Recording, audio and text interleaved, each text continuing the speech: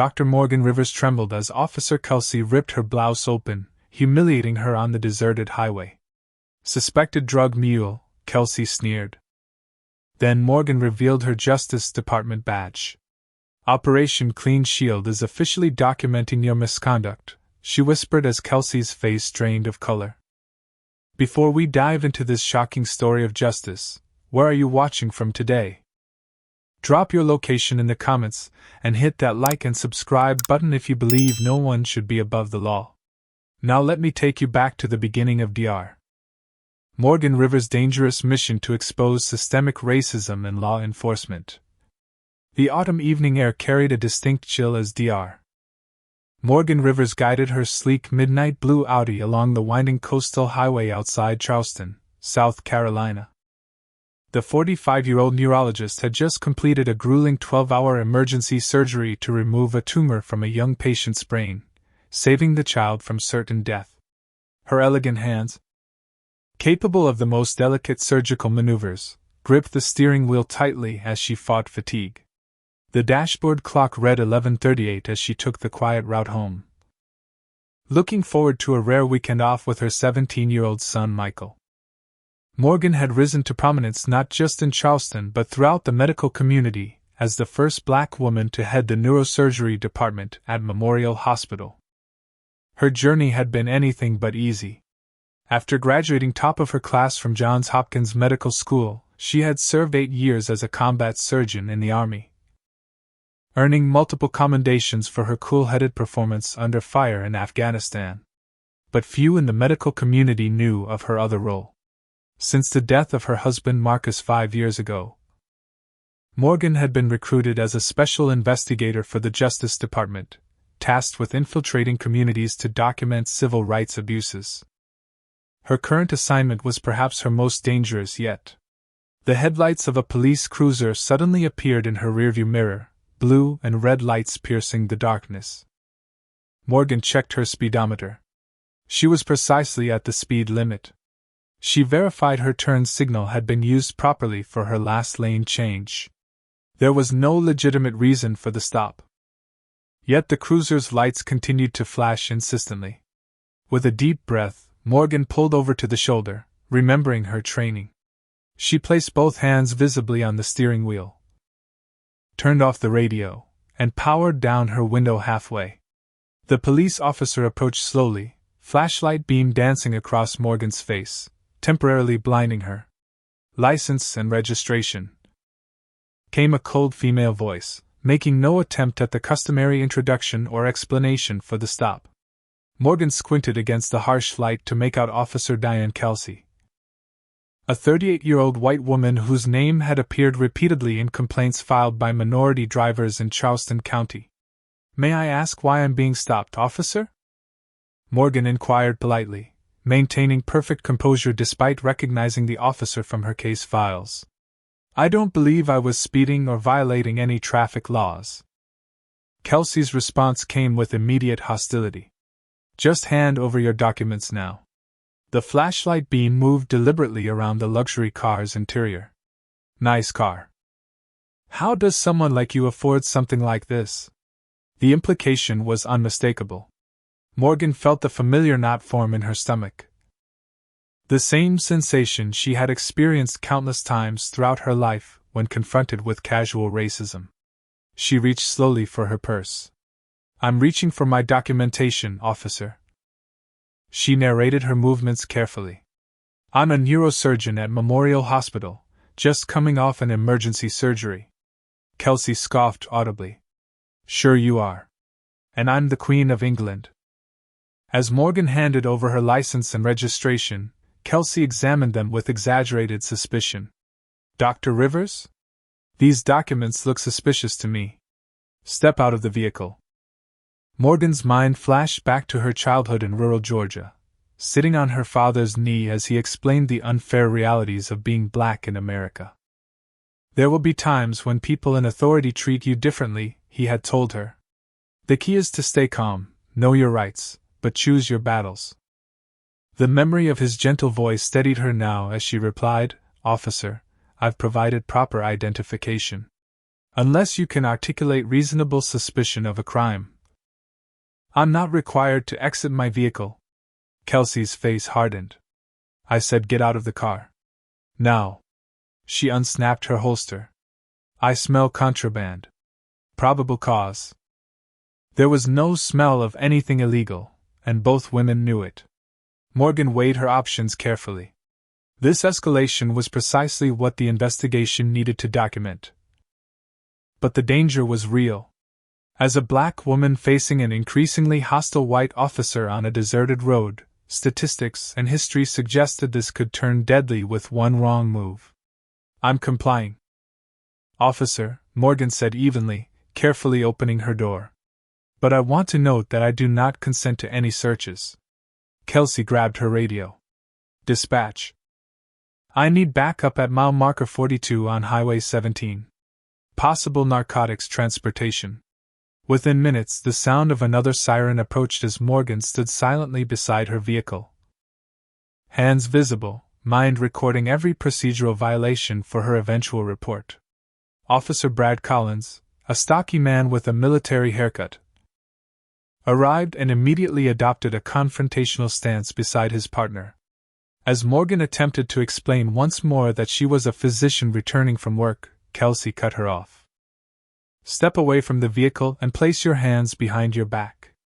The cold metal of handcuffs clicked around Morgan's wrists before she could respond further. The indignity burning far worse than the physical discomfort. As they led her toward the police cruiser, Morgan caught a glimpse of her reflection in its window. The straight-backed, dignified physician staring back reminded her of everything she had overcome to reach her position, and everything that was at stake in this moment.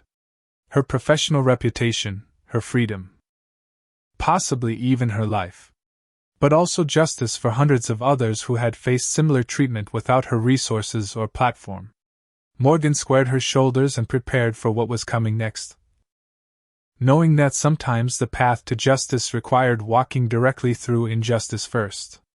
The handcuffs bit into Morgan's wrists as Officer Kelsey secured them unnecessarily tight, the metal edges pinching her skin. Too tight, Morgan stated calmly. There's no need for this level of restraint when I'm being fully cooperative. Kelsey responded by giving the cuffs another cruel twist. Comfort isn't my concern when dealing with drug runners, she sneered, pushing Morgan roughly against the police cruiser. Officer Brad Collins stood nearby, shifting his weight uncomfortably from one foot to another. His expression betraying a hint of uncertainty, as he watched his partner's aggressive handling of the well-spoken, professionally dressed woman. Diane, maybe we should, he began. But Kelsey cut him off with a sharp glare. I know what I'm doing, Brad. This one's got all the signs. Expensive car, driving late at night, nervous behavior. None of which was true. And Collins seemed to recognize it, but he fell silent, complicit in his inaction. Kelsey strode purposefully toward Morgan's Audi. Let's see what you're hiding in there, doctor, she said.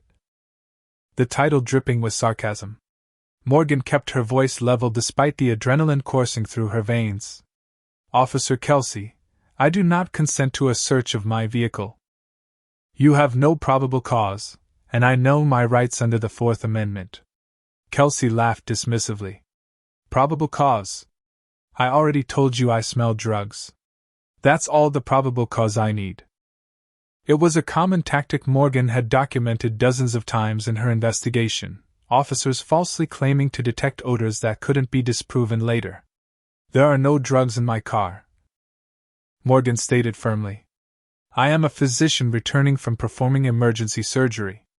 My hospital ID is in my wallet if you would check it. Kelsey ignored her, beginning a methodical ransacking of the Audi. She tossed Morgan's designer handbag onto the ground, dumping its contents onto the dirty shoulder of the road. Next came Morgan's medical bag, containing sensitive patient files and delicate instruments. The officer handled everything roughly, seeming to take pleasure in the destruction. Morgan winced as she watched a $12,000 microsurgical tool clatter onto the asphalt. Officer Collins, Morgan called out. attempting to appeal to the partner who seemed less invested in the harassment. Your colleague is damaging valuable medical equipment that belongs to Memorial Hospital. Equipment needed for patient care. Collins looked away, unwilling to make eye contact. She knows what she's doing, he muttered, though his tone lacked conviction. Morgan focused on memorizing every detail: Collins' badge number, the exact time displayed on the cruiser's dashboard, the specific actions Kelsey was taking. Though seemingly helpless in handcuffs, Morgan was actually gathering crucial evidence. Her watch, an anniversary gift from her late husband, contained a sophisticated recording device activated by a specific sequence of touches she had managed while being handcuffed. Additionally, the dashboard camera in her Audi was designed to activate during police stops, capturing footage from multiple angles. Everything happening was being documented in high definition. Exactly as planned by the Justice Department team. Found something, Kelsey announced triumphantly, emerging from the trunk with a small padded case used for transporting laboratory samples. What do we have here? She held up vials of clear liquid. Looks like someone's transporting illegal substances. Morgan felt her pulse quicken with genuine anger. Those are cerebrospinal fluid samples from a pediatric patient with a rare neurological condition. They're en route to Johns Hopkins for specialized testing that could save a child's life. They're clearly labeled medical specimens. Indeed, each vial bore official hospital barcodes and medical transport stickers. Kelsey smirked. Easy enough to fake. We'll have the lab test these. I'm betting they'll find something interesting. As Morgan watched Kelsey carelessly handling the irreplaceable samples, her mind flashed back 30 years to a rainy night much like this one. She had been just 15, sitting in the back seat as her father was pulled over for a broken taillight that had been working perfectly fine. She remembered how they had made him stand in the pouring rain, how they had called him boy, despite his 3 decades of service as a high school principal. Most of all, she remembered his face as he returned to the car, dripping wet, dignity intact but eyes containing a weariness no child should have to see in their parents' expression. It's just the way it is, little one, he had explained later. But someday it won't be. Her father never lived to see that someday. 3 years later, another traffic stop had ended with him beaten to death by officers who claimed he had reached for a weapon. No weapon was ever found. No officers were ever charged. The official report cited unfortunate but justified use of force. That tragedy had set Morgan on her dual path, medicine to heal bodies, and now her work with the Justice Department to help heal a broken system. Officer, Morgan tried again, keeping her voice steady despite the storm of emotions within. Those samples are temperature sensitive. If they're not properly stored, they'll be useless for the tests needed. Kelsey responded by deliberately placing the case on the hot hood of her patrol car. Oops, she said with a cruel smile. Guess they might get a little cooked out here. Officer Collins finally interjected, maybe we should bag and tag that properly, Diane. If it is medical stuff, Kelsey rounded on him. Since when do you question my methods? This woman is transporting illegal substances. I can feel it. And I'm going to prove it. She returned to the Audi, tearing apart the interior with increasing fervor. Morgan stood silently, counting in her head to maintain her composure, knowing that each procedural violation was strengthening the case she had been building for months. This wasn't just about her now. It was about Chief William Harrington and the corrupt network he had built within the Charleston Police Department. For 6 months, Morgan had been gathering evidence on Harrington's leadership, documenting how he encouraged officers like Kelsey to target minorities, fabricate charges, and extort local businesses. Tonight's random stop was the culmination of the investigation, a carefully choreographed encounter designed to draw out the worst abuses for irrefutable documentation. Morgan had volunteered for this dangerous role after 3 other undercover investigators had failed to gather sufficient evidence. I can do what others can't, she had told her handler at the Justice Department. I can make them show their true colors because of who I am. They won't be able to help themselves. The risk was enormous. But so was the potential impact. As Kelsey continued her illegal search, Morgan caught Officer Collins checking his watch nervously. "Chief's not going to like being called out for this," he muttered, revealing that higher authorities had indeed been contacted, exactly as Morgan had hoped. The pieces were falling into place. But the most dangerous part of the operation was yet to come. The autumn night air grew colder as Officer Kelsey completed her illegal search of Morgan's vehicle. Frustration evident in her increasingly aggressive movements. "Nothing yet," she spat, slamming the car door. "But drug mules like you have all sorts of hiding places, don't you?" Her eyes narrowed as she approached Morgan, who remained standing calmly despite the handcuffs cutting into her wrists. "I think we need a more thorough search." Officer Collins shifted uncomfortably. "Diane, maybe we should wait for female backup if you're thinking what I think you're." Kelsey cut him off sharply. "I am the female officer, Brad. And this suspect requires immediate searching before she can dispose of evidence." She grabbed Morgan's arm and dragged her into the harsh spotlight created by the cruiser's headlights, positioned perfectly to illuminate the scene for passing vehicles on the otherwise deserted highway. "Spread your legs," Kelsey ordered, kicking at Morgan's ankles to force her feet apart. Morgan complied silently, maintaining her dignity despite the humiliating position. "You have no legal grounds for a strip search," she stated evenly. "This violates department policy and constitutional law." Kelsey laughed coldly. "Save your fancy legal talk. I know what people like you are really about." The racial undertone was unmistakable. "Arms up," she commanded, beginning to run her hands roughly over Morgan's body in a parody of a professional pat-down. Headlights appeared on the horizon, a vehicle approaching at highway speed. Instead of positioning Morgan away from view as protocol required, Kelsey deliberately kept her in the spotlight. "Let's give the good citizens of Charleston a little show, shall we?" She taunted as the car slowed, passengers clearly visible gawking at the scene of a handcuffed black woman being searched by a white officer. Morgan closed her eyes briefly, centering herself. The humiliation burned through her like fire, but she reminded herself of the mission. Every indignity was being recorded. Every violation documented for the case that would bring down not just this officer but the entire corrupt system she represented. She silently counted each passing vehicle, witnesses who could later corroborate the public nature of this degrading treatment. Without warning, Kelsey grabbed the front of Morgan's silk blouse and ripped it open, sending buttons flying across the asphalt. "Could be hiding something under these fancy clothes," she announced loudly enough for anyone passing to hear. Morgan stood exposed in her bra on the side of the highway, the cool night air raising goosebumps on her skin. Her face burning with humiliation but her eyes steady and focused. "This is a clear violation," Morgan stated, her voice remarkably composed. "You are conducting an illegal strip search without probable cause, without privacy, and without following department procedures." Kelsey's response was to yank at Morgan's skirt, partially tearing the waistband. "Shut your mouth before I shut it for you," she hissed. Nobody believes the word of a drug dealer against a police officer. The words were spoken with such confidence that Morgan knew they had been repeated countless times before, to countless other victims who had no recourse, no power to fight back. Another car slowed dramatically as it passed, the occupants clearly filming the scene on their phones. Officer Collins finally stepped forward.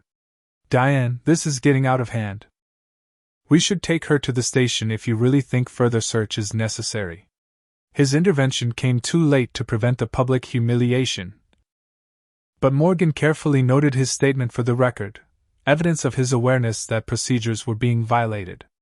Kelsey ignored her partner, continuing the degrading search while spewing a stream of racial slurs and derogatory comments just quietly enough that only Morgan and Collins could hear them clearly. "You people always think you're so special with your fancy cars and fake IDs. I've seen your kind before, acting all educated and proper, but I know what you really are." Morgan absorbed the verbal abuse silently, each word strengthening her resolve. This wasn't just about one racist officer. This was about exposing the culture that had allowed such behavior to flourish under Chief William Harrington's leadership. 6 months earlier, Morgan had sat in a secure Justice Department facility reviewing dozens of complaints against the Charleston Police Department. The pattern was unmistakable: excessive force against minorities, fabricated charges, lost evidence when victims tried to file complaints. Yet somehow, internal affairs investigations consistently cleared officers of wrongdoing. When federal investigators attempted to intervene, they hit walls of silence protected by the thin blue line. That was when Operation Clean Shield had been conceived, a deep undercover operation placing Morgan as the perfect target to document abuses firsthand. "What's this?" Kelsey suddenly demanded, yanking Morgan's hospital ID badge from her torn pocket. She studied the credentials showing Morgan in her white coat, the title, Chief of Neurosurgery, clearly visible beneath her name and photo. For a brief moment, uncertainty flickered across Kelsey's face before her expression hardened again. "Nice fake ID? Very professional looking. Where'd you get it made?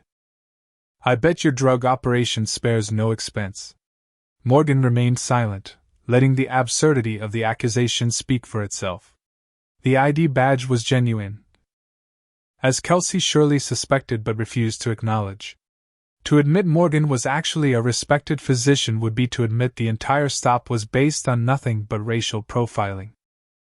Officer Collins stepped closer, examining the badge. "That looks like a real Memorial Hospital ID, Diane. Maybe we should verify before." Kelsey snatched the badge away.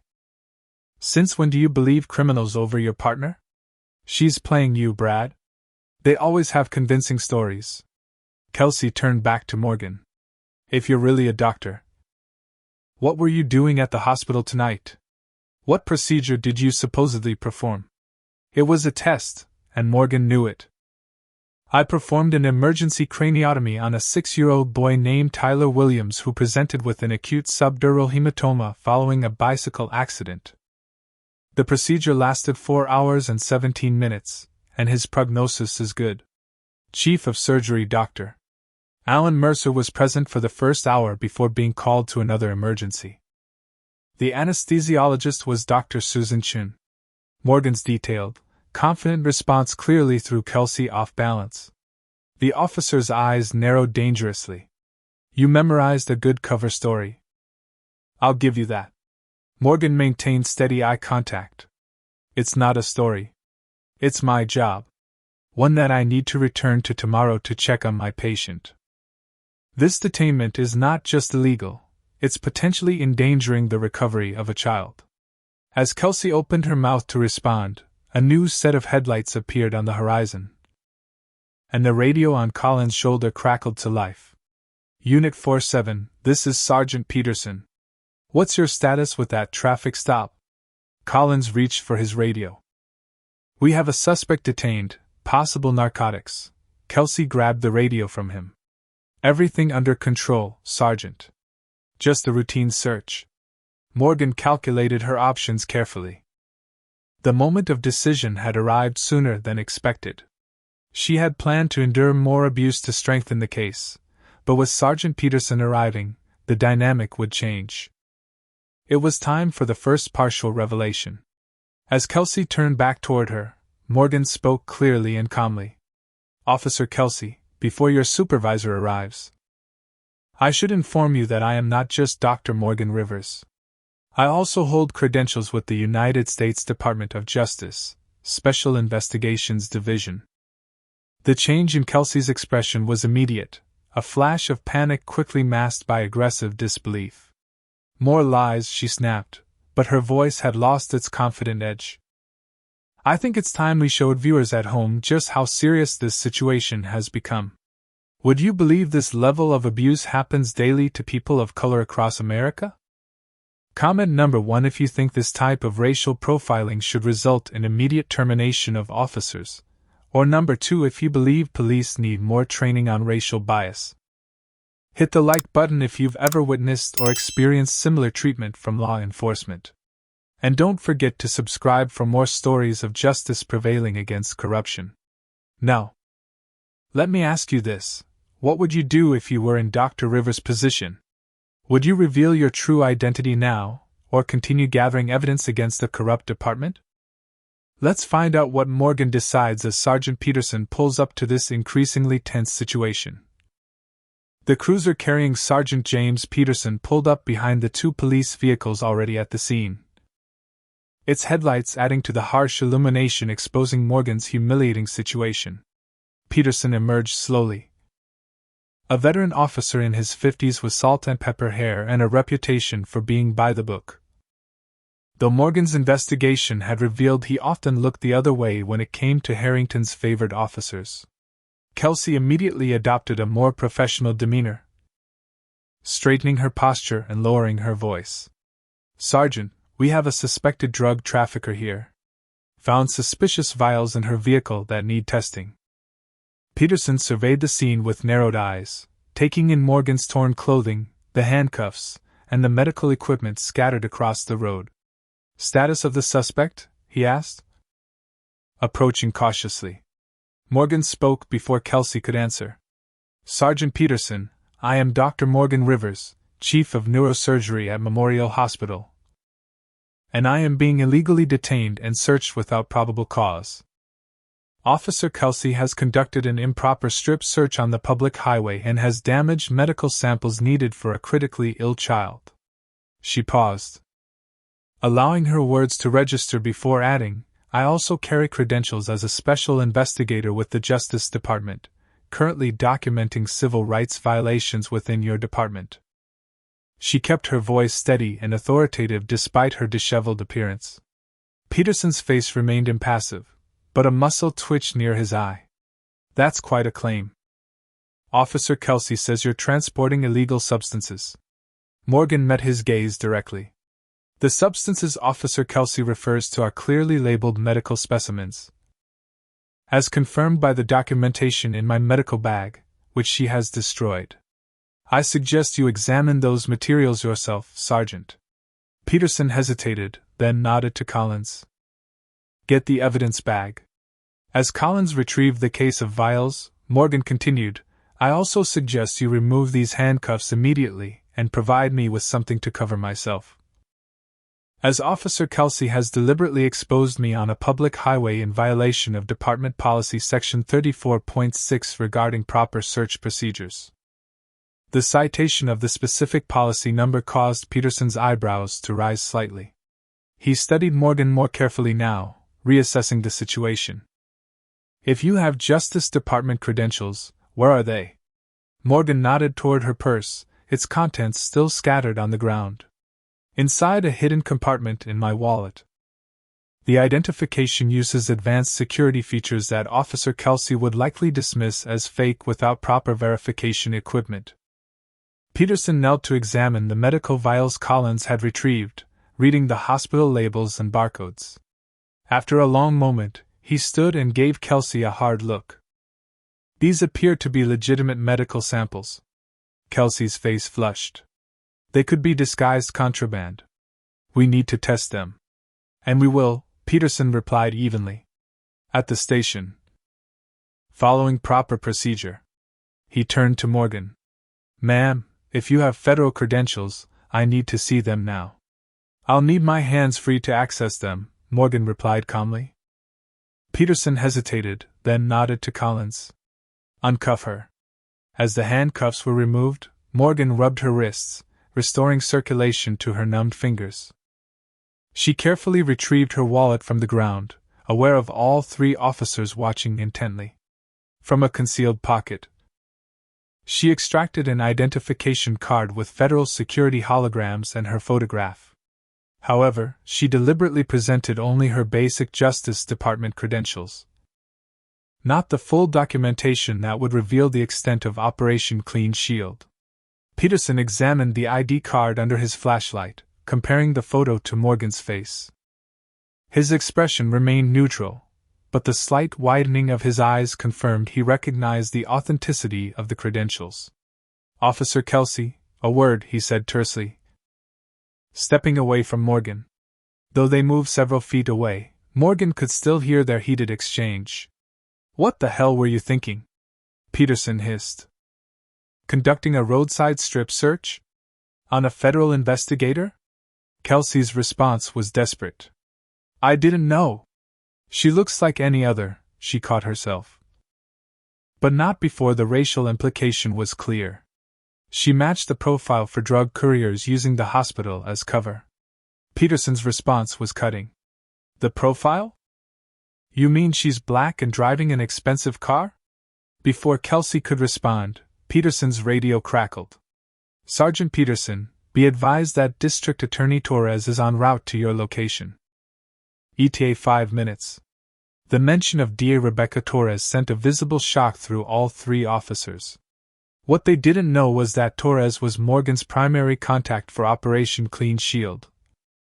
Having secretly partnered with federal authorities after years of watching local officers escape accountability through departmental cover-ups, Morgan used the officer's distraction to slip her hand into her pocket, pressing a sequence of buttons on her phone that would activate the operation's next phase.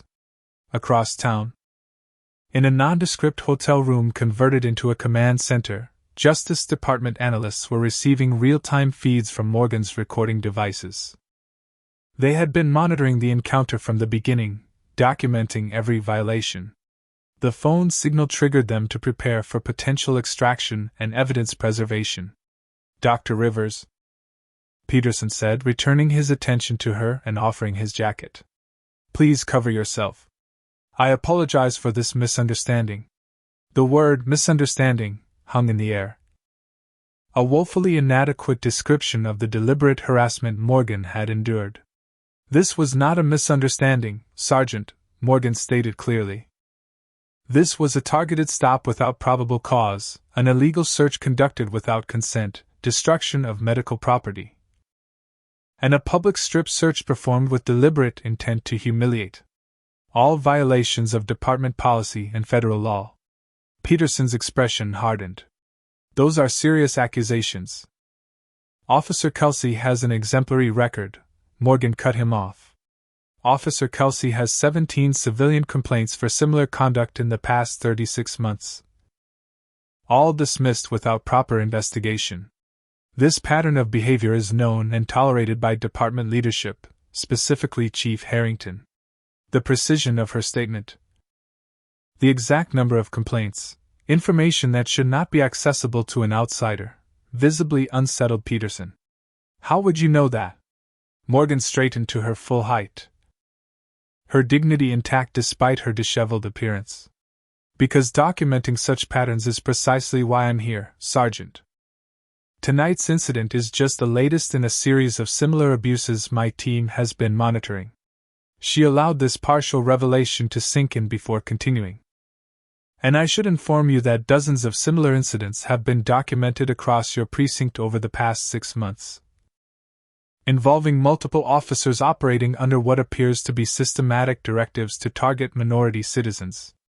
The implications of her statement landed like a physical blow. Peterson's face paled as he processed what she was saying, that the investigation was far larger than just this incident, or just Officer Kelsey. Before he could respond, another set of headlights appeared on the horizon. Kelsey used the momentary distraction to move quickly to her cruiser, where Morgan observed her removing items from the glove compartment and hastily shoving them into her pocket. Even from a distance, Morgan recognized the behavior of someone destroying evidence, likely the small bag of planting drugs that her investigation had revealed many officers carried for fabricating charges against targeted individuals. The approaching vehicle was an unmarked county car that Morgan recognized as belonging to D.A. Torres. As it pulled up, Morgan caught Kelsey whispering urgently to Collins, who shook his head repeatedly, creating distance between himself and his partner. The first phase of Morgan's mission was complete. The corrupt system was beginning to fracture under pressure. Officers turning against each other as the scrutiny intensified. But the most dangerous phase was yet to come.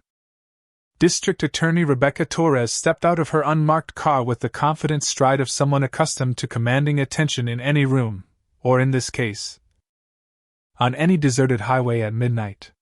Her tailored pantsuit and perfectly styled silver-streaked hair presented a stark contrast to Morgan's disheveled appearance.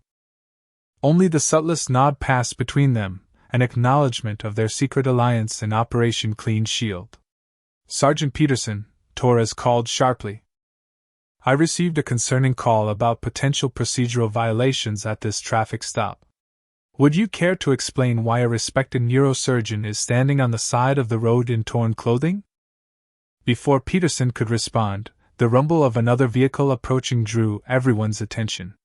A black SUV with tinted windows pulled up, and Chief William Harrington emerged. His imposing 6'3" frame and perfectly pressed uniform designed to intimidate. At 58, Harrington had built his reputation as Charleston's tough-on-crime police chief. A public image that concealed his role in fostering a culture of corruption and racial profiling. Morgan had spent months investigating the network he had constructed, officers like Kelsey who targeted minorities, judges who rubber-stamped questionable warrants, and local business owners who paid protection money to avoid harassment. Now, the architect of this system was arriving personally to contain the situation, exactly as Morgan and Torres had predicted. "Rebecca," Harrington greeted the DA with forced cordiality. "A bit late for the district attorney to be responding to a routine traffic stop, isn't it?" His gaze shifted to Morgan, eyes narrowing as he took in her Justice Department credentials still visible in Peterson's hand. "And who do we have here?" Morgan stepped forward, reclaiming her professional authority despite her appearance. "Dr. Morgan Rivers, Chief of Neurosurgery at Memorial Hospital and Special Investigator with the Justice Department. I was unlawfully detained, searched, and humiliated by your officer without probable cause." Harrington's expression remained neutral, but Morgan observed the calculated shifts in his eyes, processing the threat, formulating containment strategies. This was a man accustomed to making problems disappear. "Dr. Rivers," he began, his deep voice calibrated to project reasonable concern, "I'm disturbed to hear about your experience. Rest assured, if any procedural errors occurred, they will be addressed internally." He turned to Kelsey. "Officer, secure the scene and prepare your body camera footage for review." The command might have seemed appropriate to an outside observer, but Morgan noted that Kelsey had never activated her body camera in the first place, a deliberate omission that Harrington would certainly be aware of given the department's patterns. "Chief Harrington," Morgan replied evenly, "I'm afraid internal review will be insufficient in this case.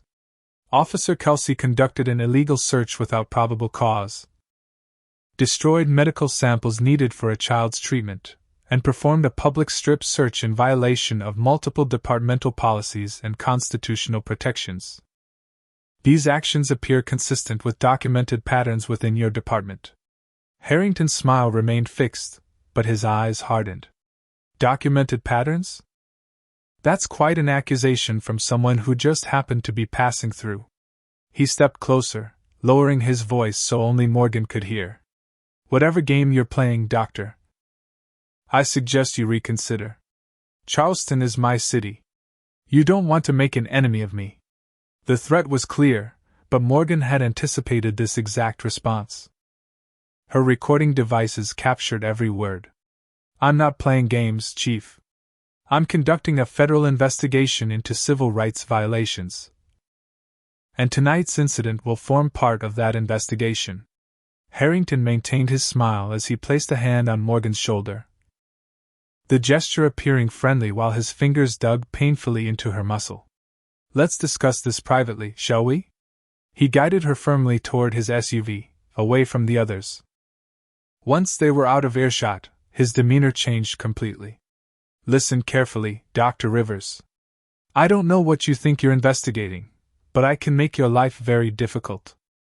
Your medical license, your hospital privileges, even your custody of your son, all can be complicated by the right words in the right ears."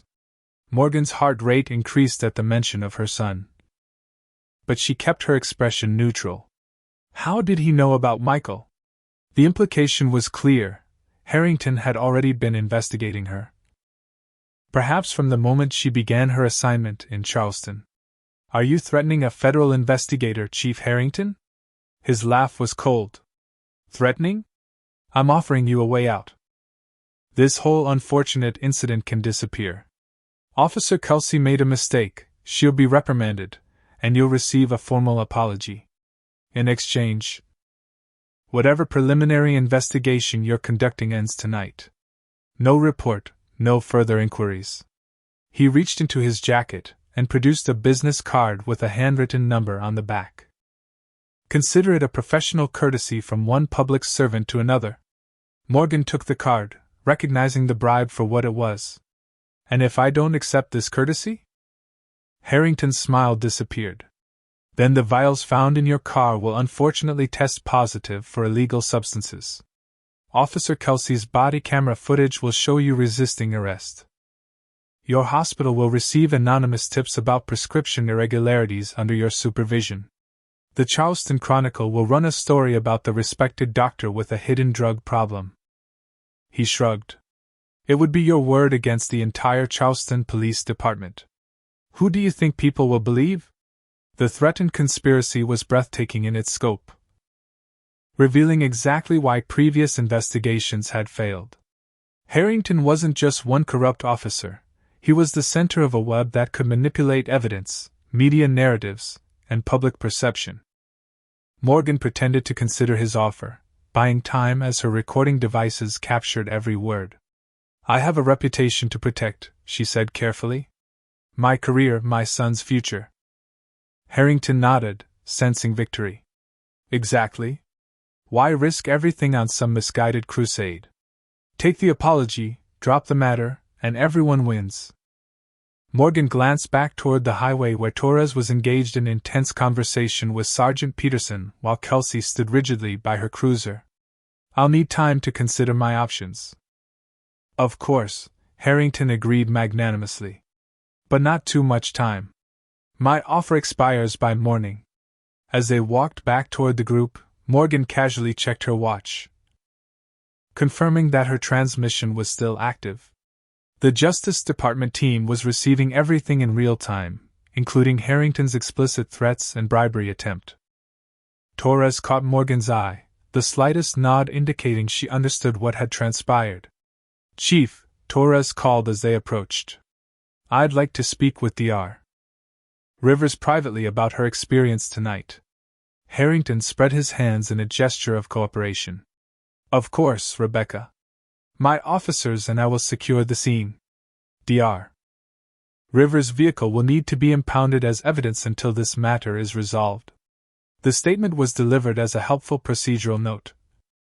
But Morgan recognized it as another threat, an attempt to separate her from the recording equipment in her car. That won't be necessary, Torres interjected smoothly. Dr. Rivers will be coming with me, and I'll have her vehicle escorted to secure parking at the courthouse. The power struggle between the police chief and district attorney was subtle but unmistakable.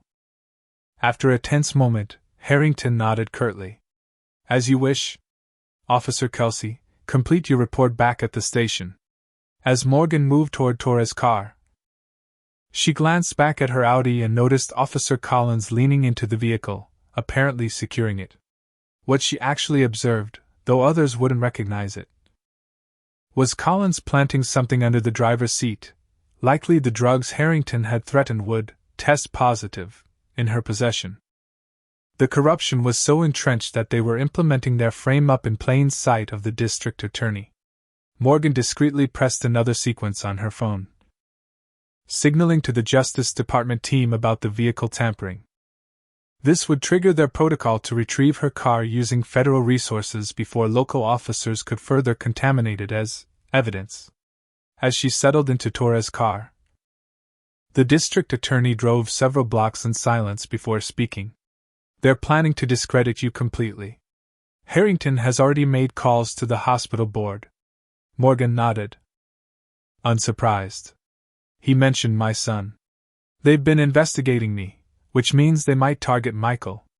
Torres' expression grew grim. We need to move him to a secure location immediately.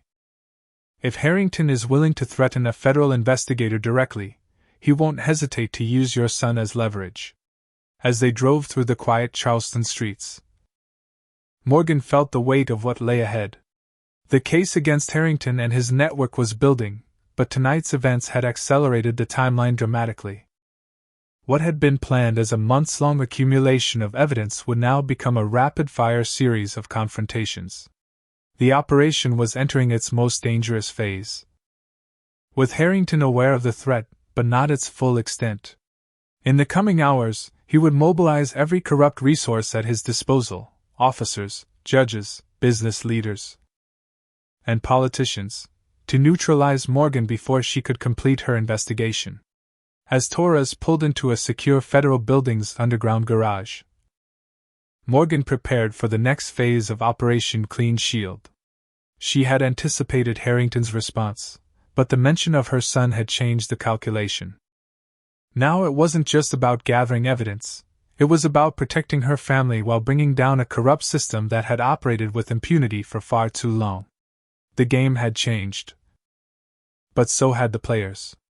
Harrington thought he was facing a lone investigator he could intimidate or frame. He had no idea that Morgan represented the full force of a federal task force that had been methodically building a case against him for over a year. His threats tonight had only strengthened their hand. The digital clock on Morgan's nightstand read 3:17 when she finally returned home. The Justice Department team having debriefed her for hours following the encounter with Harrington. They had assured her that federal agents were monitoring her residence. But she still felt a prickle of unease as she inserted her key into the lock. The door swung open at her touch, not locked as she had left it. Morgan froze, instincts screaming danger. Silently, she retrieved the small canister of pepper spray from her purse, then pushed the door wider with her foot. The scene inside stole her breath. Her normally immaculate living room had been systematically destroyed. Furniture lay overturned, cushions slashed open, books torn from shelves, and family photographs shattered on the floor. This wasn't a random burglary. It was a message, a deliberate violation of her personal space. "Michael," she called, fear clutching at her throat as she rushed toward her son's bedroom. "Michael, are you here?" The teenager's room had received the same treatment. Computer smashed, mattress upended, clothes strewn everywhere. But most importantly, Michael himself was nowhere to be found. Panic rose in Morgan's chest as she quickly searched the rest of the house, finding no sign of her son. She grabbed her phone to call Torres when she noticed a text message from an unknown number. "We have your boy. Drop the investigation if you want to see him again. No police." Horror and rage surged through Morgan in equal measure. She had known Harrington was dangerous, but this escalation suggested a desperation she hadn't anticipated. Somehow, he had discovered that Michael was home alone while she was working and had seized the opportunity to gain leverage. As a second wave of terror threatened to overwhelm her, Morgan's phone rang, Michael's ringtone. She answered immediately. "Mom?" His voice was shaking but intact. "Where are you? Are you hurt?" Morgan demanded, relief washing through her at the sound of his voice. "I'm okay," Michael responded, his words careful and measured in a way that told Morgan he was being monitored. "Some officers picked me up for questioning about suspected drug activity. They said it's related to you." Morgan closed her eyes briefly, understanding the game Harrington was playing. "Put one of the officers on the phone, please." A gruff male voice came on the line. "Dr. Rivers. Seems your son had some interesting substances in his backpack. Looks like the apple doesn't fall far from the tree." The implication was clear. They had planted drugs on Michael just as they had attempted to do with her. "Who am I speaking with?" Morgan asked, her voice deadly calm. "Officer Jenkins, ma'am. Just doing my job." "Well, Officer Jenkins, you should know that kidnapping a minor and planting evidence are federal offenses that carry substantial prison sentences. When this is over, you will personally face charges unless you release my son immediately." A cold laugh came through the phone. Big words from someone about to lose their medical license. Check your email, doctor. The call disconnected. Morgan rushed to her laptop, finding it miraculously untouched amid the destruction. Opening her email, she found a message from the hospital administration. Dr. Rivers. Effective immediately, your hospital privileges are suspended pending investigation into allegations of narcotics theft and prescription fraud. Please surrender your hospital identification and access cards to security within 24 hours. The speed with which Harrington had moved was breathtaking. In less than 3 hours, he had ransacked her home, taken her son, planted drugs on him, and somehow convinced the hospital to suspend her.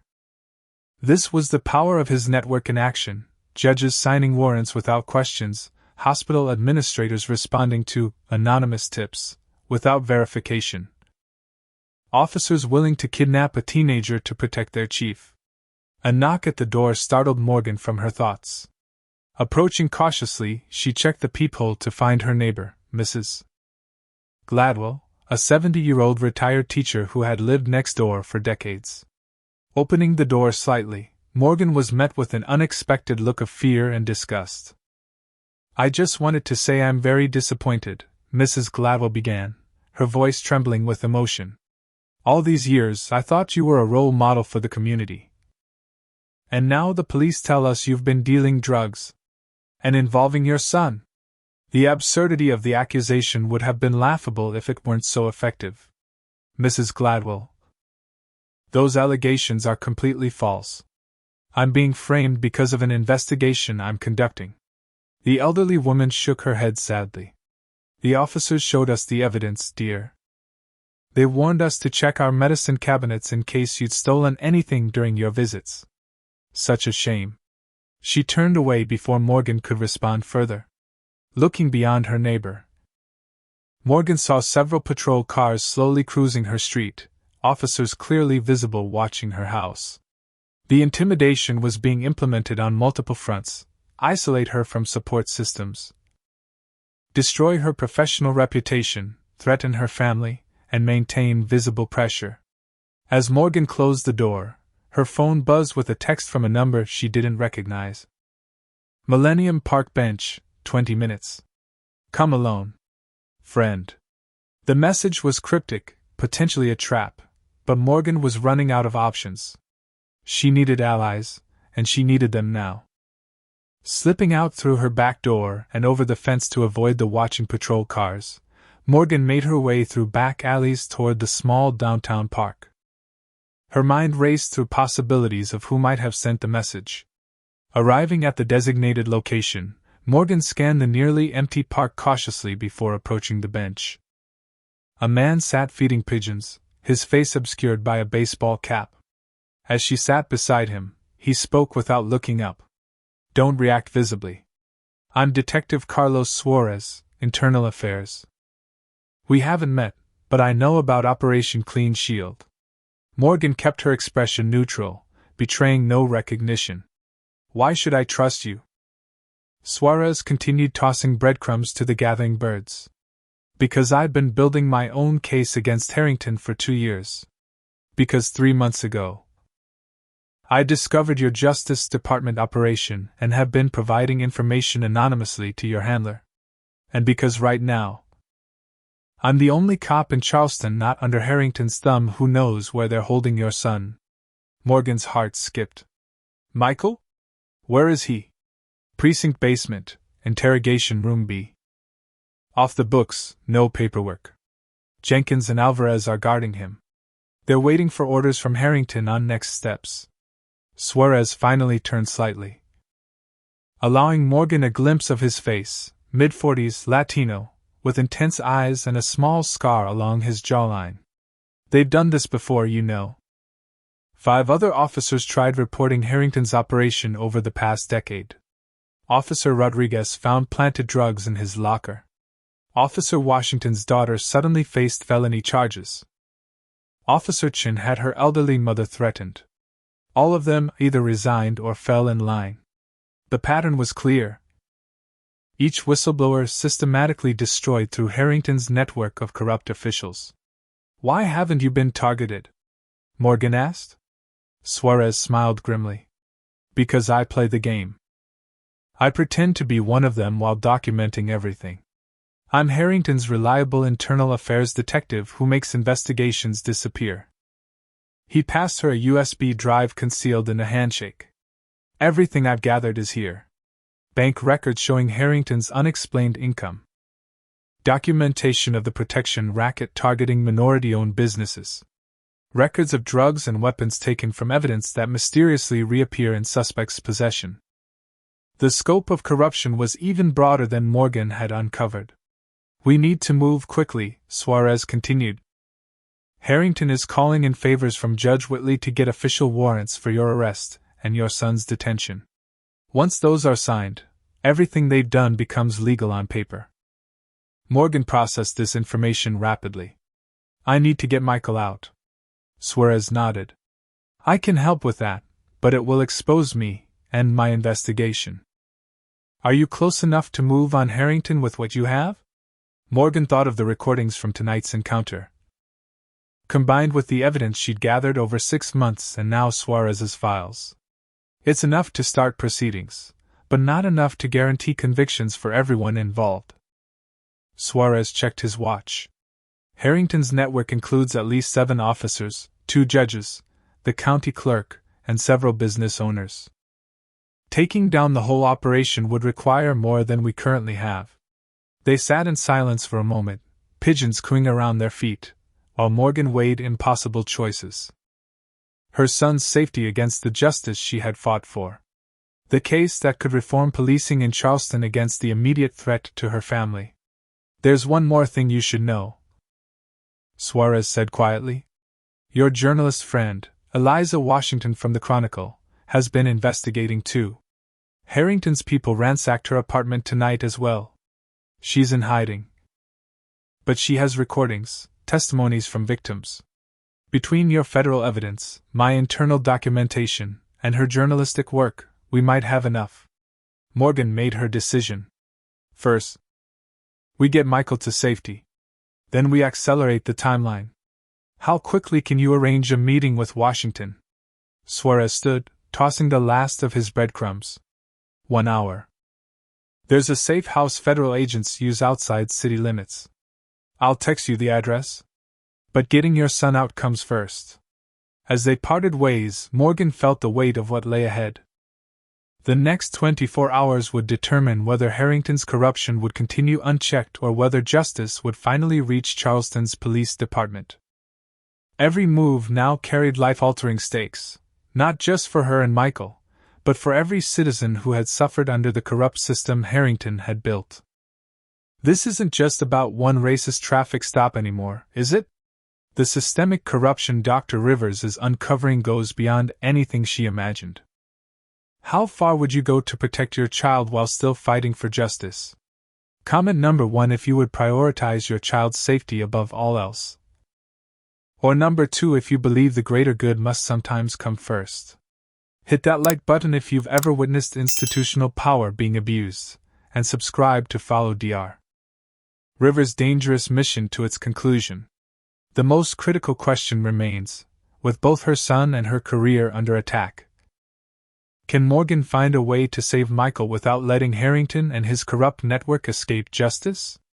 Let's see how she navigates this impossible situation. Retrieving Michael from the precinct basement required precision timing, perfect execution, and an element of calculated risk that made Morgan's surgeon hands tremble slightly as she prepared. Detective Suarez had provided her with the building's layout, security protocols, and most importantly, the exact moment when the station would be most vulnerable, shift change at 4:30 in the morning, when staffing would be minimal and attention divided. Morgan checked her watch, 4:22. She sat in her car across from the precinct's rear entrance. Dressed in hospital scrubs with her hair pulled back and a surgical mask covering the lower half of her face. In the passenger seat, Suarez made a final call to his contact inside. "Jenkins just left for coffee," he reported, ending the call. Alvarez is alone with your son. We have an 8-minute window. Morgan nodded, centering herself with the same breathing technique she used before complex surgeries. The timing needs to be perfect. If we're caught, we won't be, Suarez interrupted with quiet confidence. Remember, you're Dr. Susan Chen from Memorial, responding to a medical emergency. I'm escorting you to assess a detainee in medical distress. The desk sergeant has already been informed to expect you. The plan hinged on the fact that the real Dr. Chen was currently in surgery and couldn't be reached to verify the deception. By the time anyone checked, they would be gone. Let's go, Morgan said, grabbing the medical bag Suarez had prepared. They crossed the street with purposeful strides, Morgan adopting the brisk, confident walk of a doctor on an urgent call. The night desk sergeant barely glanced up as Suarez flashed his badge. Medical for the kid in B, he said casually. The sergeant nodded, buzzing them through without question, exactly as Suarez had predicted. The basement corridor stretched before them, harshly lit and smelling of disinfectant attempting to mask more unpleasant odors. Morgan forced herself to maintain a measured pace when every maternal instinct screamed at her to run to her son. They passed 2 empty interrogation rooms before reaching room B. Through the small window, Morgan could see Michael seated alone, head bowed, one wrist handcuffed to the table. The sight of her 17-year-old son in restraints ignited a cold fury within her. Suarez took position as lookout while Morgan entered the room. Officer Alvarez looked up in surprise. What's this? No medical was authorized. Before he could reach for his radio, Morgan spoke with commanding authority. Officer, I'm Dr. Chen from Memorial. Detective Suarez informed us of a possible diabetic emergency. I need to assess this patient immediately. She moved toward Michael without waiting for permission, projecting absolute certainty in her right to be there. Alvarez hesitated, caught between protocols and the confidence of the medical professional before him. The kid never mentioned diabetes. Morgan was already taking Michael's pulse. Her back to the officer, as she positioned herself between them. Juvenile onset can present suddenly. His blood glucose reading taken at booking was concerning. This was a complete fabrication, but delivered with such medical specificity that Alvarez's resistance wavered. I wasn't told about any readings. Suarez appeared in the doorway. That's because Jenkins was supposed to file the medical intake and apparently didn't. The sergeant wants you upstairs now to sort it out. The implicit suggestion of paperwork errors, a serious violation in any police department, worked perfectly. Alvarez frowned, clearly unwilling to be blamed for a medical oversight. Watch him, he instructed Suarez. I'll be right back. The moment Alvarez disappeared down the corridor, Morgan dropped her professional demeanor, quickly removing the handcuffs with the key Suarez had provided. Michael, it's me. We're getting you out of here. Her son's eyes widened with recognition despite her partial disguise. Mom? What's happening? No time to explain, Suarez interjected from the doorway. Jenkins is returning early. We need to move now. They hastily exited the interrogation room, Suarez guiding them toward a service elevator rarely used during night shifts. This leads to the parking garage. My car is on level 2, section C. The elevator doors had just closed when Morgan's phone buzzed with an incoming call from an unknown number. She answered cautiously. Dr. Rivers? This is Eliza Washington from the Chronicle. The journalist's voice was tense. Detective Suarez told me to call this number in an emergency. They just raided my backup location. They have my files. Morgan's heart sank. The journalist's evidence was a crucial component of their plan to bring down Harrington's network. Are you safe? For now. But they're systematically hitting every location connected to my investigation. They found my source list. The implications were chilling. Every person who had provided testimony against Harrington was now potentially in danger. The elevator reached the parking garage, and they moved swiftly towards Suarez's unmarked car. Mess. Washington, Can you meet us at the backup location we discussed? Suarez asked, taking the phone. Not for at least 3 hours. I need to warn my sources, get them to safety. As they reached the car, the garage's main doors began to close unexpectedly. They know, Suarez said grimly, accelerating toward the narrowing exit. Someone tipped them off. The car barely cleared the doors before they slammed shut behind them.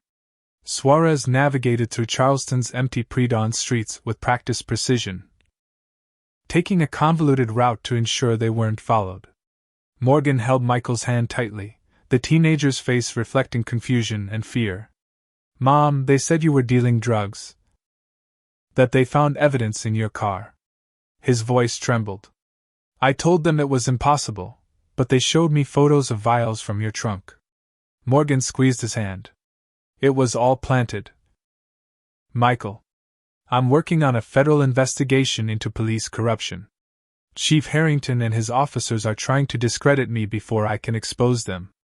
Understanding dawned in her son's eyes. That's why you've been working so many late nights. Not just hospital stuff.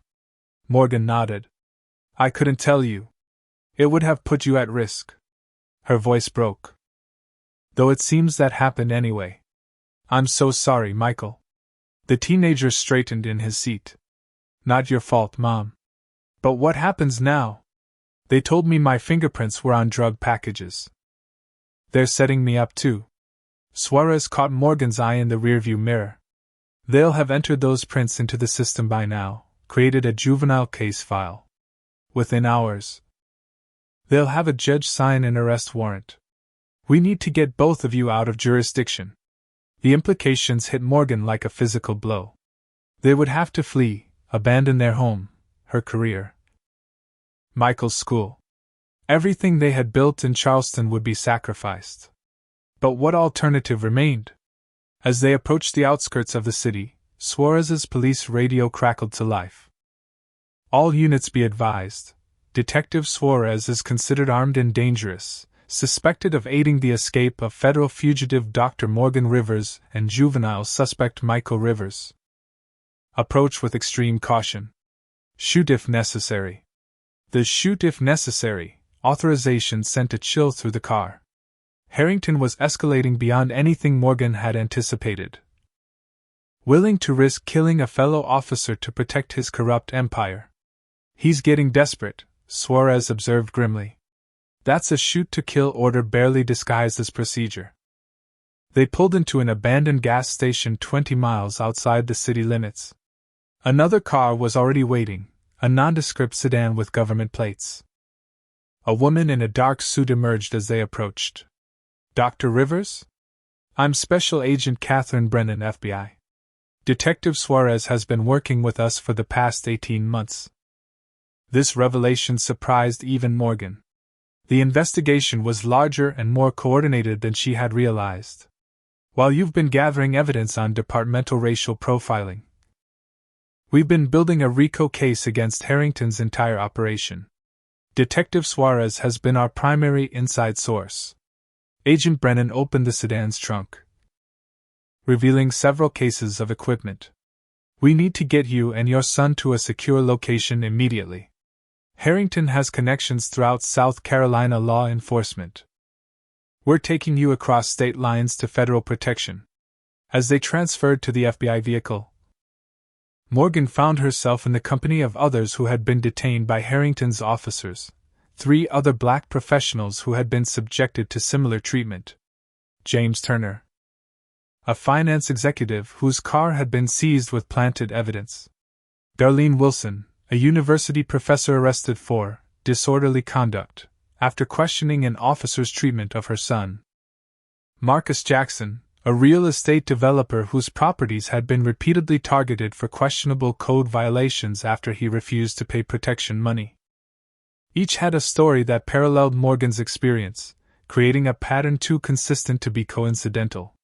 We've been collecting these testimonies for months, Agent Brennan explained as they drove toward the state line. Combined with your recordings and Detective Suarez's internal documentation, we're building a comprehensive case against the entire network. Morgan's phone buzzed with a news alert from the Charleston Chronicle. Somehow, despite the raids on her locations, Eliza Washington had managed to publish the first installment of her investigation, Corruption in Blue, Charleston's Shadow Police Force.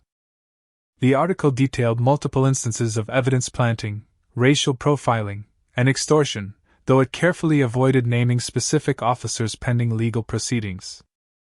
Harrington will go ballistic, swore as predicted, reading the headline over Morgan's shoulder. This public exposure is his worst nightmare. As if confirming his assessment, Morgan's phone rang, Chief Harrington himself. After a nod from Agent Brennan, who activated a recording device, Morgan answered on speaker. "You've made a serious mistake, Dr. Rivers." Harrington's voice was controlled but threaded with fury. "Running only makes you look guilty. Return now, and perhaps we can still resolve this professionally." Morgan met Michael's eyes before responding. "We both know what your version of resolution entails, Chief. False charges, planted evidence, threats against my family. That ended the moment you targeted my son." Harrington's tone hardened. "Your medical license has been suspended pending investigation. Your son faces felony drug charges. Your reputation is destroyed." "And for what?" "Some misguided crusade against a police department trying to keep this city safe." Morgan's response was measured but firm. "For justice, Chief Harrington. For every person of color you've profiled, every business you've extorted, every officer whose career you've destroyed for trying to do the right thing. The evidence is already secure and in federal hands. This ends now." There was a long pause before Harrington spoke again, his voice dropping to a dangerous whisper. "You have no idea what you've started, Doctor. No federal badge will protect you when this is over." The call disconnected abruptly. Agent Brennan nodded approvingly. "Perfect. That implied threat against a federal witness adds another charge to his growing list." The FBI safe house was a nondescript farmhouse in rural Georgia, surrounded by open fields that made covert approach impossible. As they settled in, Morgan finally had a moment to hold her son properly. The teenager's brave facade crumbling as he allowed himself to release the fear of the past hours. "I was so scared, Mom," he admitted quietly. "They kept saying they'd charge me as an adult. That I'd go to prison for years." Morgan smoothed his hair, fighting back her own tears. "I will never let that happen, Michael. Never." Agent Brennan approached with a satellite phone. "Dr. Rivers, we have someone who needs to speak with you urgently." Morgan took the phone, surprised to hear the voice of Judge Claudia Maxwell, the most senior federal judge in South Carolina. "Dr. Rivers, I've reviewed the preliminary evidence in your case. I've also spoken with Special Agent Marcus Taylor, who will be leading the formal investigation into the Charleston Police Department effective immediately." Morgan had never heard of Agent Taylor, but the name seemed to carry weight with the others in the room. "We're implementing a rarely used provision to establish a special federal oversight committee," Judge Maxwell continued. "By tomorrow morning, Chief Harrington and 6 of his senior officers will be served with subpoenas to appear before a federal grand jury. Their financial records are being frozen as we speak." The speed of the response was stunning. Morgan had expected weeks of bureaucratic delays, not immediate action. "The FBI has been building this case for years," Agent Brennan explained after Morgan ended the call. "Your evidence was the final piece we needed, irrefutable proof of racial profiling directly linked to the broader corruption. When Detective Suarez alerted us to the escalation against you and your son, it triggered our emergency protocol." Morning light was beginning to filter through the windows as the group gathered around a secure laptop. On screen, news channels were reporting the dramatic developments in Charleston. FBI agents entering police headquarters, officers being led out in handcuffs, Chief Harrington himself caught on camera trying to flee the jurisdiction. The operation that Morgan had helped build was now in full, public execution. For the first time since the traffic stop that had started it all, Morgan allowed herself to feel something beyond fear and determination, the first stirrings of hope that justice might actually prevail. The farmhouse in rural Georgia became command central for what the media was now calling the Charleston Police Purge. 3 days had passed since Morgan and Michael's dramatic escape from police custody, and the safe house buzzed with activity as federal agents coordinated the dismantling of Harrington's corrupt network.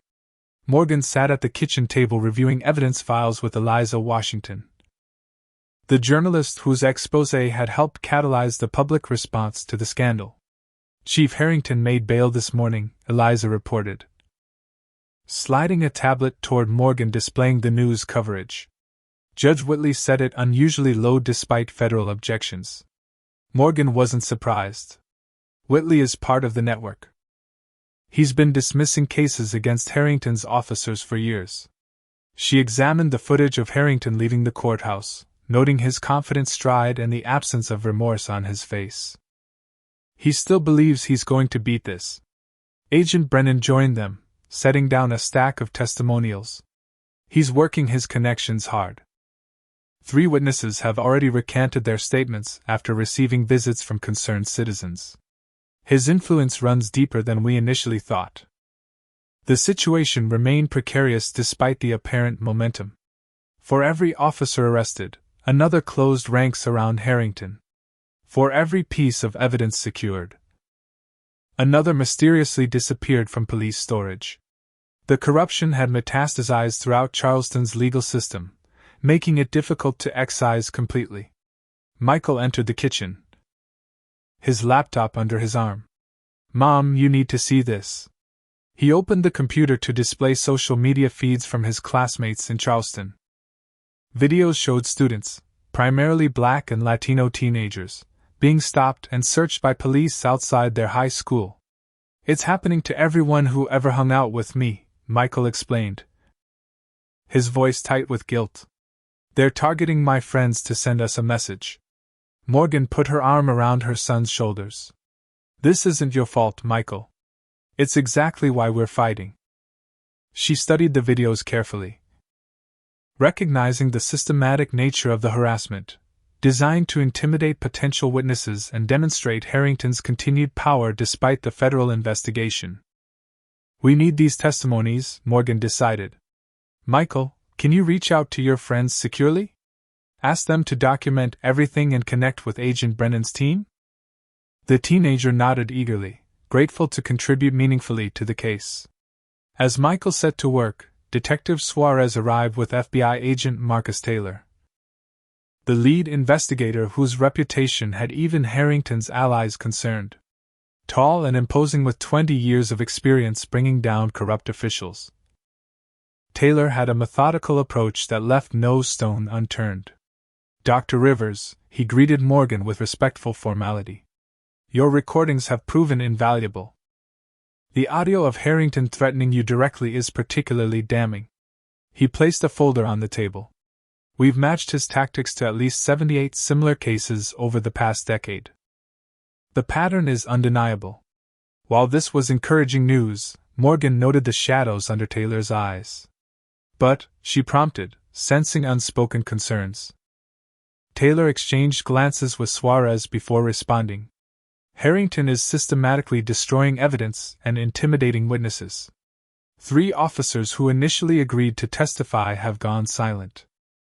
Judge Whitley is fast-tracking dismissals of related cases. And Mayor Peterson has publicly questioned the federal involvement, calling it an overreach into local affairs." The pushback was coordinated and effective, exactly what Morgan would expect from a network that had operated with impunity for years. "We need something more," she concluded. "Something Harrington can't destroy or discredit." The group fell silent, considering the challenge before them. It was Eliza who finally offered a possible solution. "What about a coordinated sting? Not just targeting Harrington, but capturing multiple corrupt officials simultaneously?" All eyes turned to the journalist as she continued. "I've been mapping the network based on my sources. There's a pattern to how they operate. Specific days when protection money is collected, evidence is transferred, judges sign problematic warrants. If we could document all of it happening concurrently, Agent Taylor's expression shifted from skepticism to interest. A multi-target surveillance operation. Ambitious, but potentially effective if we could coordinate the resources. Detective Suarez nodded slowly. I know their schedules, their meeting points. We could position undercover agents at each location. Morgan considered the risks. Harrington will be on high alert. One mistake and the entire operation could fail. Or worse, Michael added quietly. These people have already shown they're willing to kidnap and frame a teenager. They won't hesitate to eliminate threats permanently. His observation hung heavily in the air.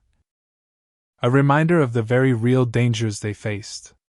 Agent Taylor broke the silence. The risk is substantial, but so is the potential reward. If we succeed, we'd have irrefutable evidence against not just Harrington but the entire corrupt infrastructure. The planning began in earnest, transforming the farmhouse into a strategic headquarters. Maps of Charleston covered the walls, with key locations marked and surveillance points identified. Agent Taylor assembled a team of 30 federal officers, each assigned to document specific targets within Harrington's network. Detective Suarez provided crucial insider knowledge, the secret signals, the code words. The hidden meeting spots where corrupt business was conducted away from official channels. By the fifth day, Operation Clean Shield had evolved from Morgan's initial investigation into a comprehensive federal action against systemic corruption. The execution was scheduled for 48 hours later, giving teams time to position themselves throughout Charleston. As preparations reached their final stages, Morgan received an unexpected call from DA Rebecca Torres. Morgan. Kelsey is falling apart, Torres reported without preamble. The pressure of the investigation has her paranoid and unstable. She's talking about coming clean, trading testimony against Harrington for leniency. This was a potentially crucial development. Officer Kelsey had been at the center of numerous racial profiling incidents and would have direct knowledge of Harrington's orders. Can we trust her? Morgan asked, remembering the cruelty in Kelsey's eyes during her roadside humiliation. She's desperate, not repentant, Torres clarified. But desperate people make valuable witnesses. I've arranged a preliminary meeting at a secure location tomorrow. Would you be willing to be present? Seeing you might be the push she needs to fully commit to cooperating. The request gave Morgan pause. Coming face to face with the officer who had stripped and humiliated her would be emotionally challenging. Yet the strategic value was undeniable. I'll be there, she decided. But I want Michael to remain here with full protection. Harrington would love nothing more than to recapture him as leverage. The following day, Morgan sat beside Torres in a nondescript federal building in Atlanta, waiting for Officer Kelsey to arrive. When the door finally opened, Morgan barely recognized the woman who entered. Gone was the arrogant, sneering officer who had abused her authority with such confidence. In her place stood a nervous, disheveled figure whose hands trembled visibly as she took her seat across the table. Dr. Rivers, Kelsey acknowledged, unable to maintain eye contact. I didn't expect you to be here. Morgan kept her expression neutral despite the complex emotions churning beneath the surface. Officer Kelsey, I understand you have information about Chief Harrington's operations. Kelsey's gaze darted anxiously around the room before settling on the recording device on the table. If I talk, what guarantees do I have? Harrington has people everywhere. He'll know. Torres leaned forward. We can offer witness protection, immunity from prosecution for certain charges in exchange for complete cooperation. But we need everything, Officer Kelsey, dates, names, specific incidents, direct orders from Harrington. Kelsey's internal struggle played out visibly on her face, fear of Harrington battling with fear of federal prosecution. Finally, she reached a decision. Harrington has a list, she began tentatively. Officers who can be trusted to handle special traffic stops. That's his code for profiling minorities who look like they might have money or influence. The goal is never just arrests, it's leverage, information. or sending messages to people who don't cooperate with his system.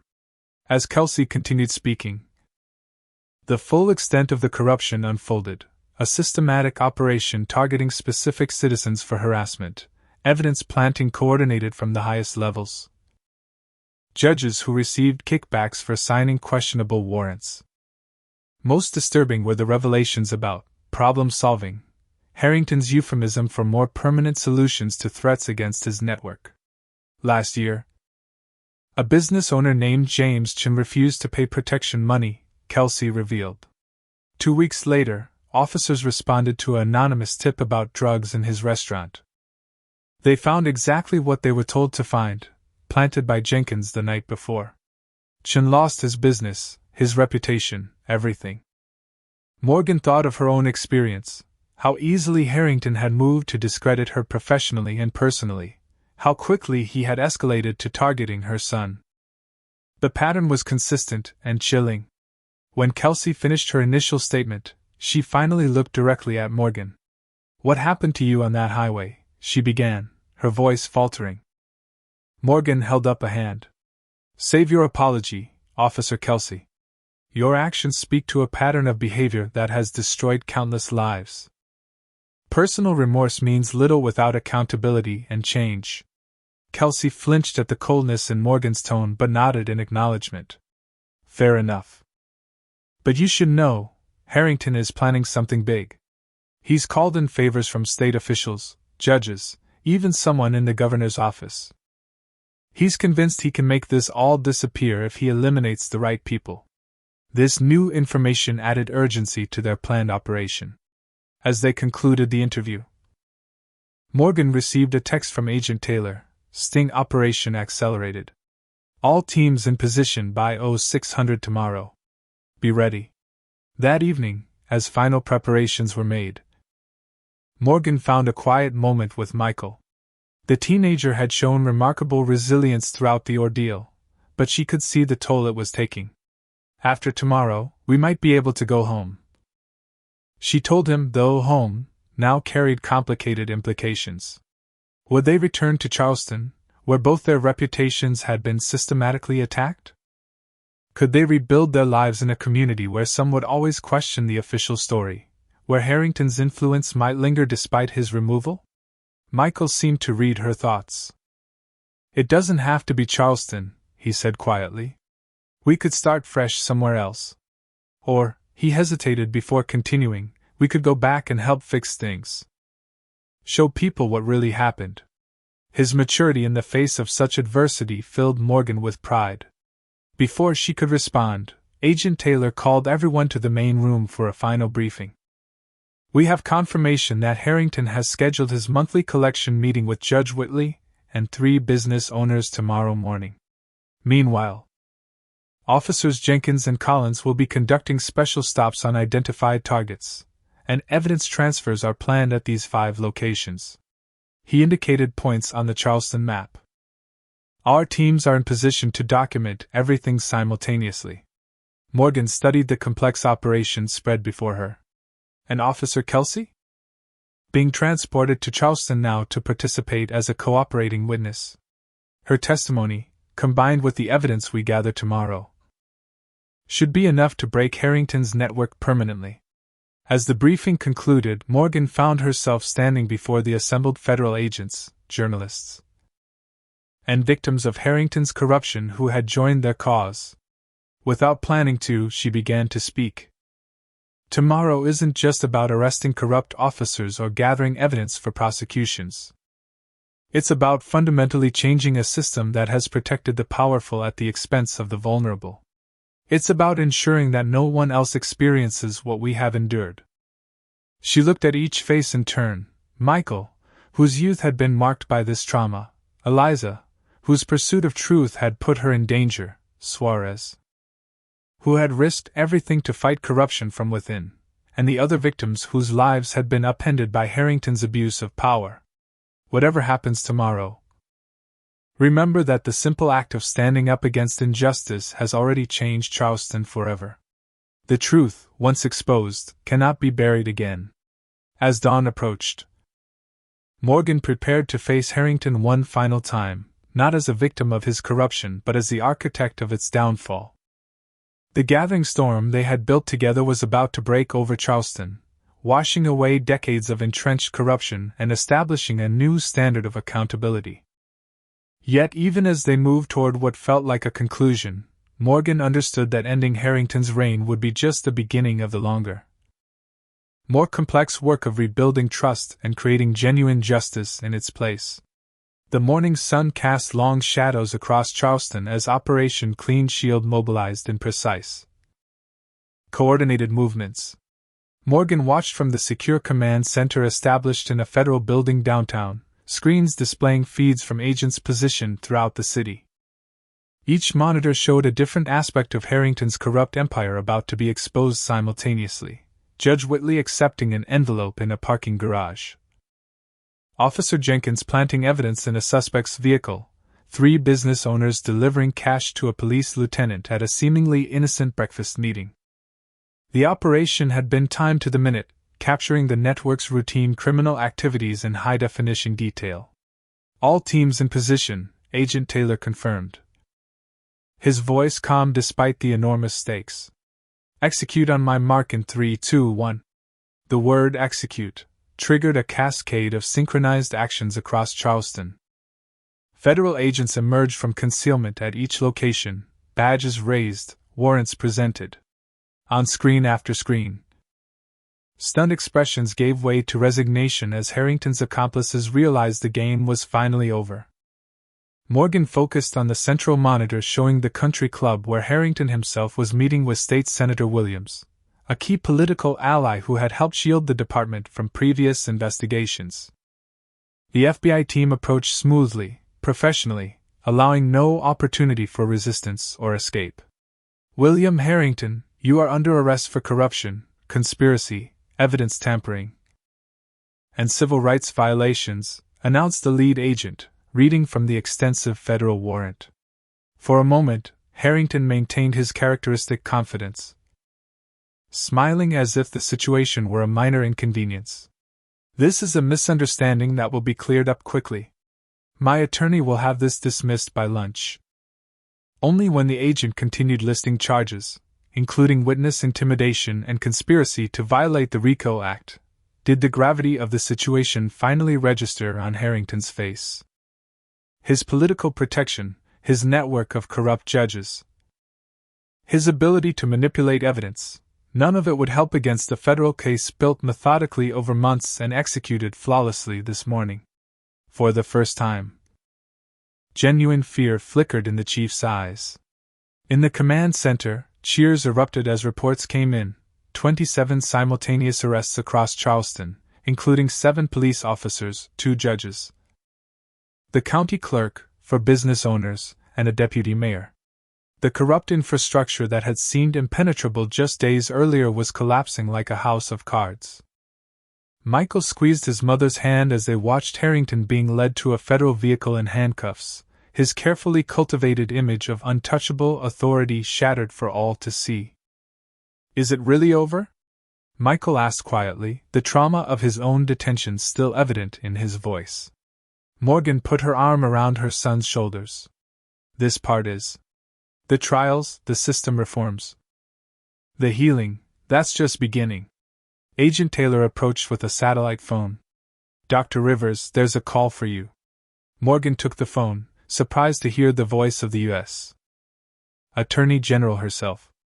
Dr. Rivers, I've been following Operation Clean Shield closely.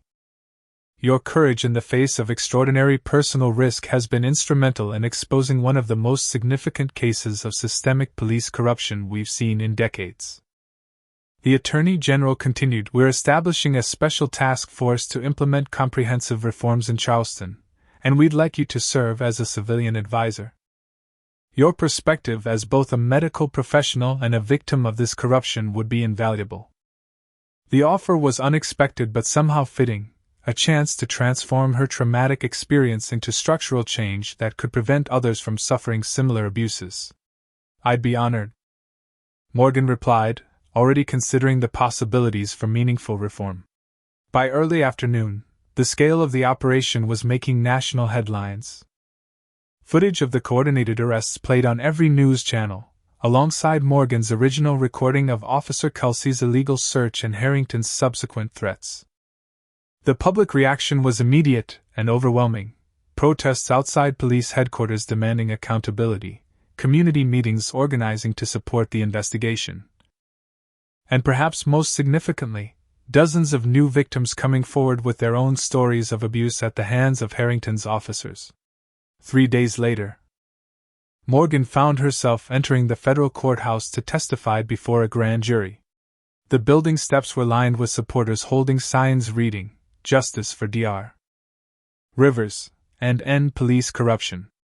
Inside, she delivered her testimony with the same precision and clarity that characterized her surgical work, detailing every violation, every threat, every attempt to destroy her reputation and endanger her son.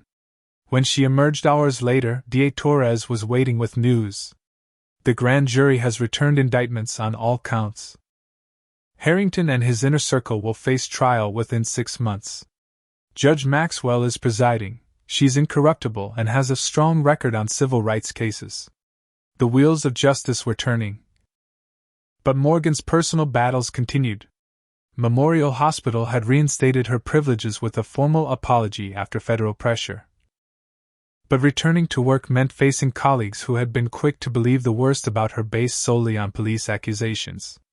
Some patients requested transfers to other doctors, uncomfortable with her newfound notoriety. Others specifically sought her out, seeing her as a hero who had stood against systemic racism at great personal cost. Morgan handled both reactions with the same professional composure, focusing on healing patients rather than changing opinions. 6 weeks after the arrests, Morgan and Michael attended a community forum organized by the Justice Department's Reform Task Force.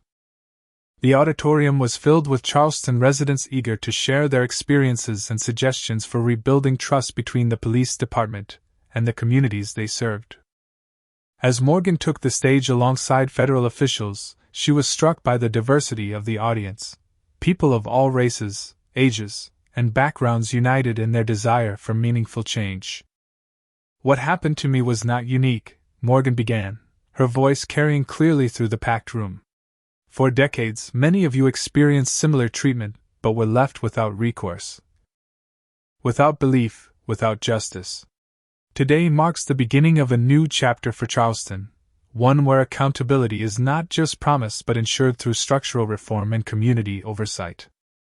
She outlined the comprehensive changes already being implemented: body cameras with automatic activation during all stops, civilian review boards with actual disciplinary authority, independent evidence processing to prevent tampering, and most importantly, a complete overhaul of departmental culture through new leadership and training focused on constitutional rights and racial equity.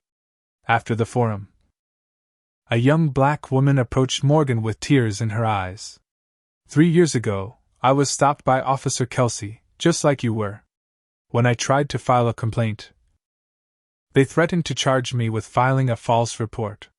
I lost my job because of the arrest record, even though the charges were eventually dropped. Watching you stand up to them, watching them finally face consequences, it's healing something in me I didn't know could be fixed. Similar conversations occurred throughout the evening, survivors of Harrington's regime finding validation and closure as the truth was finally acknowledged publicly.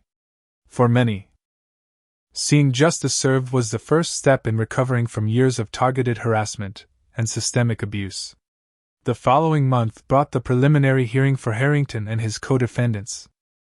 Morgan sat in the courtroom as Officer Kelsey took the stand as a cooperating witness, detailing the specific instructions she had received from Harrington regarding which drivers to target, how to manufacture probable cause, and what to do if victims attempted to complain. "We were told certain types of people were appropriate targets," Kelsey testified, unable to meet Morgan's gaze across the courtroom. Black professionals in expensive cars were considered prime opportunities because they would have more to lose from drug charges and would often pay to make problems disappear. The systematic nature of the discrimination was laid bare through testimony, documentation, and recorded evidence. Judge Maxwell ruled that all defendants would stand trial, denying bail to Harrington based on documented witness intimidation attempts made from his brief period of initial release. 1 year to the day after Morgan's humiliating roadside detention, she stood on the steps of the Charleston Federal Courthouse as the verdicts were announced. Harrington, guilty on all counts, sentenced to 20 years in federal prison. Judge Whitley, guilty, 15 years. 6 officers including Kelsey, guilty with sentences ranging from 8 to 18 years based on their level of cooperation. The business owners who facilitated the corruption, guilty of conspiracy and racketeering. The systematic dismantling of the corrupt network was complete.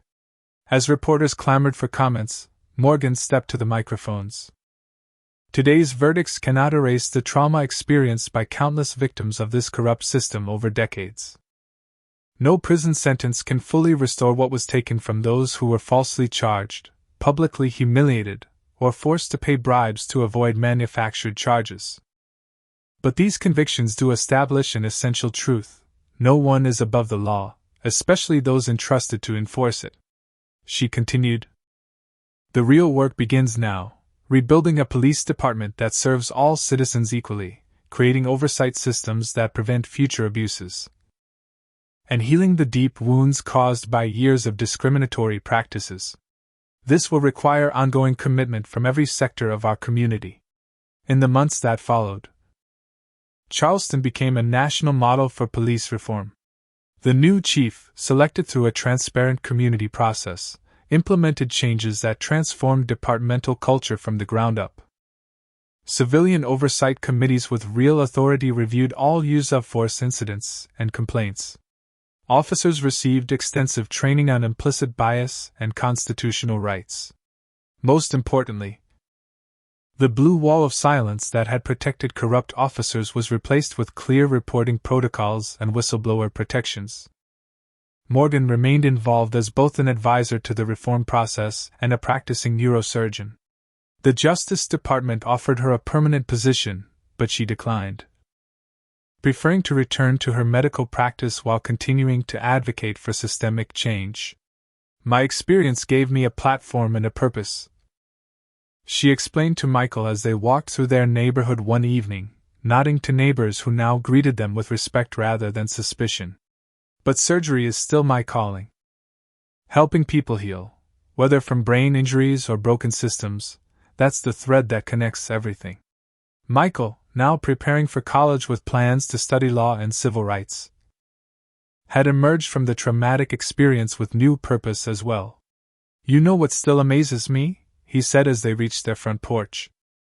How one traffic stop exposed an entire corrupt system. If they hadn't targeted you that night, Morgan considered this, someone else would have eventually brought them down. Justice may be delayed, but given enough courageous people willing to stand up, it eventually arrives. She thought of all the individuals who had contributed to exposing Harrington's network: Detective Suarez working undercover for years, journalist Eliza Washington pursuing the story despite threats, D.A. Torres risking her career to partner with federal investigators, and the many victims who had eventually found the courage to come forward with their stories. The evening news playing softly inside their home carried a report about the 1-year anniversary of Operation Clean Shield. The reporter stood outside the renamed Charleston Public Safety Department, the word police having been deliberately removed to symbolize the fundamental restructuring of the agency. 1 year after the largest police corruption case in South Carolina history, Charleston's reformed Public Safety Department reports dramatic improvements in community relations, with civilian complaints down 68%, while arrest rates for violent crimes have increased. The department now requires all officers to undergo quarterly bias training and maintains a public database of all enforcement actions searchable by demographics to ensure accountability. Morgan smiled at the statistical validation of changes she had witnessed firsthand. The system wasn't perfect, no human institution ever could be, but it was demonstrably better, more just, more accountable than what had existed before. That night, as Morgan prepared for bed, she found herself reflecting on the extraordinary journey from victim to change agent. The traffic stop that had been meant to humiliate and silence her had instead become the catalyst for transformation, not just of her own life but of an entire community's relationship with justice. She thought of all the future traffic stops that would be conducted professionally, all the citizens who would be treated with dignity regardless of their race. All the corrupt officers who would think twice before abusing their power, knowing that accountability was real and consequences significant. The system Harrington had built over decades had seemed impenetrable, protected by layers of official cover-ups and political connections. Yet it had ultimately been brought down by the very people it had sought to victimize, ordinary citizens who refused to accept injustice as inevitable. What powerful message does Dr. Rivers' story send about standing up against corrupt systems? Has her experience changed how you view the possibility of creating real change in seemingly untouchable institutions? Comment below with your thoughts on the most impactful moment in this journey from victim to justice champion. Don't forget to like this video if you believe in the power of accountability. Subscribe to our channel for more stories of ordinary people creating extraordinary change. And share this video with anyone who might need inspiration to stand up against injustice in their own community. Thank you for joining us on this powerful journey through corruption, courage, and ultimately, the triumph of justice. This powerful story reminds us that systemic injustice thrives in silence and secrecy. Dr. Morgan Rivers' experience shows that even the most entrenched corrupt systems can be dismantled when brave individuals refuse to be victimized. The journey from a humiliating roadside strip search to comprehensive police reform demonstrates how documentation, persistence, and strategic alliances can transform personal trauma into institutional change. Morgan's willingness to endure additional trauma to gather evidence highlights an uncomfortable truth. Sometimes those targeted by corrupt systems are uniquely positioned to expose them. Her medical training, precision, documentation, and calm under pressure proved invaluable in her fight for justice. The story also illustrates how corruption rarely exists in isolation. Harrington's network included police officers, judges, politicians, and business owners, a complex web that made it seem untouchable. Yet that same complexity proved vulnerable when exposed to coordinated pressure from multiple directions. Perhaps most importantly, Morgan's story reminds us that justice work continues beyond convictions. True transformation requires rebuilding systems with transparency, accountability, and community involvement. The path from victim to change agent isn't easy, but it's how broken systems finally heal. Has a situation in your life ever made you feel powerless against a corrupt system? What gave you the courage to stand up, or what held you back? Share your experience in the comments below to inspire others facing similar challenges. If Dr. Morgan's determination to expose injustice despite personal risk resonated with you, hit that like button to support more stories of everyday heroes fighting systemic corruption. Subscribe to our channel for more powerful narratives about ordinary people creating extraordinary change in their communities. And if you know someone struggling against injustice who needs inspiration, share this video to remind them that one person's courage can transform an entire system. Thank you for joining us on this journey through darkness into justice. Remember, in the words of Dr. Rivers, justice may be delayed, but given enough courageous people willing to stand up, it eventually arrives.